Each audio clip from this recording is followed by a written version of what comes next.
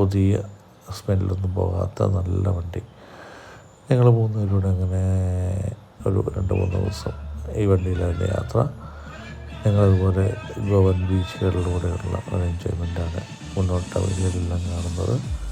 അത്യാവശ്യം നല്ല രീതിയിൽ എൻജോയ് ചെയ്ത് നല്ല റിലാക്സ് ചെയ്തു. അതുപോലെ അവിടെയുള്ള ഹോട്ടലിലെ ട്രാവൽ ഏജൻസിനെയൊക്കെ മീറ്റ് ചെയ്യാനും എല്ലാം നമുക്ക് അവസരമുണ്ടായി.